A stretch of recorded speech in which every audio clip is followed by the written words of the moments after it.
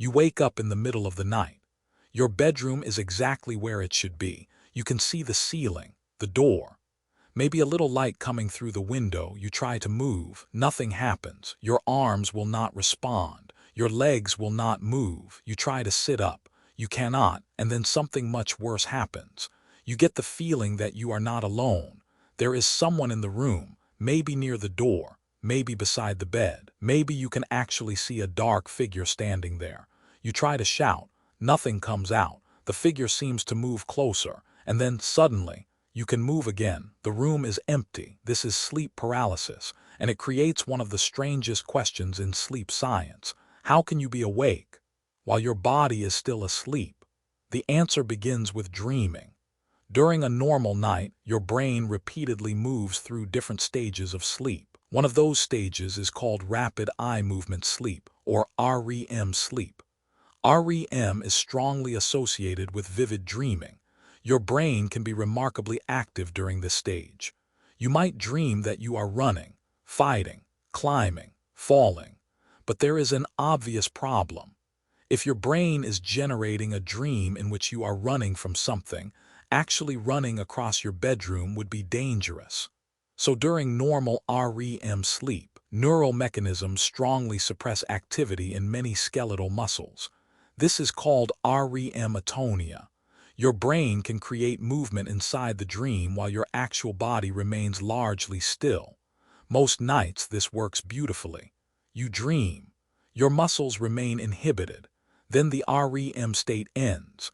Normal control of your muscles returns. You wake up, and you never notice the transition. But occasionally those processes do not line up perfectly. Awareness returns, while REM-related muscle paralysis remains. Your mind is awake enough to realize where you are, but the mechanisms suppressing movement have not completely switched off. You are conscious. You want to move, and your body does not respond. That is the basic mechanism behind sleep paralysis, but it only explains the paralysis. It does not explain the person standing beside your bed, and this is where the phenomenon becomes much stranger. Sleep paralysis can occur at a boundary between REM sleep and wakefulness. That means features normally associated with dreaming can sometimes intrude into an experience containing awareness of the real bedroom.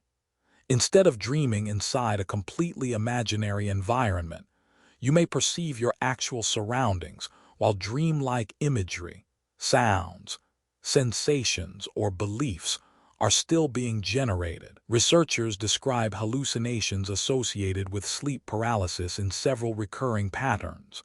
One is sometimes called the intruder experience. You sense that someone or something is nearby. You may hear footsteps, whispers, movement. You may see a figure.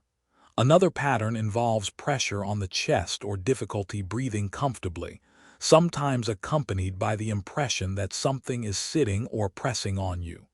Historically, experiences like these were sometimes interpreted as supernatural attacks, and it is not difficult to understand why.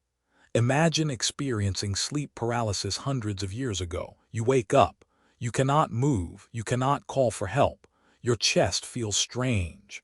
There appears to be a human-like figure in your bedroom, and you have no concept of REM sleep, no neuroscience, no sleep laboratory, no explanation for muscle atonia. What conclusion would you reach?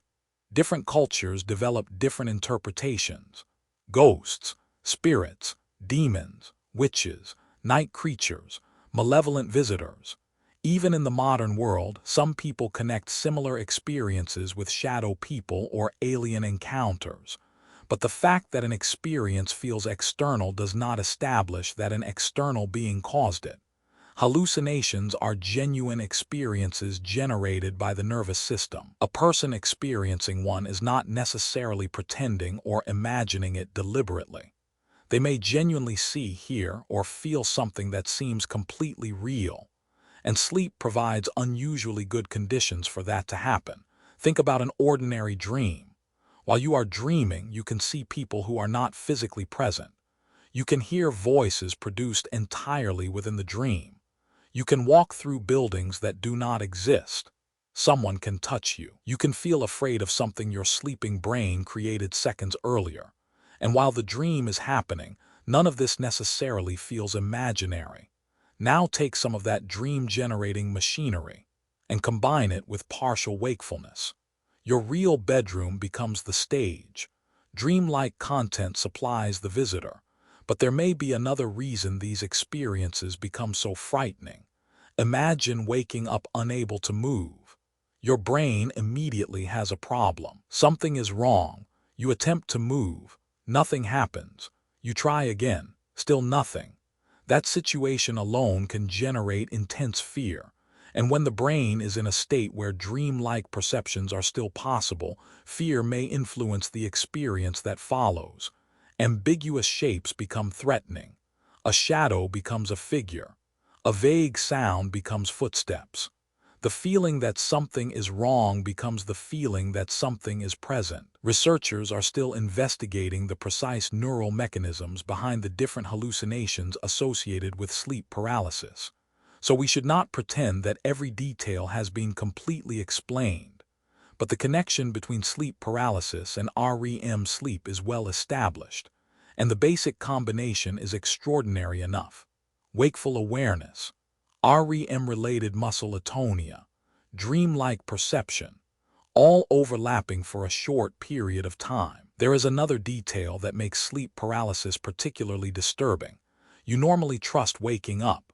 Dreams can be bizarre, but eventually you wake up and reality returns. Your bedroom is supposed to be safe because waking consciousness tells you the dream has ended. Sleep paralysis breaks that rule. Your eyes may be open. The bedroom looks familiar. Your awareness feels present. And yet elements associated with dreaming have not completely disappeared. For a few moments, the boundary between dreaming and waking becomes unreliable. Then the episode ends. Muscle control returns. The figure disappears. The pressure fades. And the room becomes ordinary again. So why do people sometimes see someone during sleep paralysis? Not because science has discovered a creature that visits sleeping humans. The evidence points toward something happening during an unusual overlap between REM sleep and wakefulness. Your brain can become aware of the real environment while some features associated with REM sleep persist. The paralysis is real, the fear is real, and the hallucinated figure can feel completely real.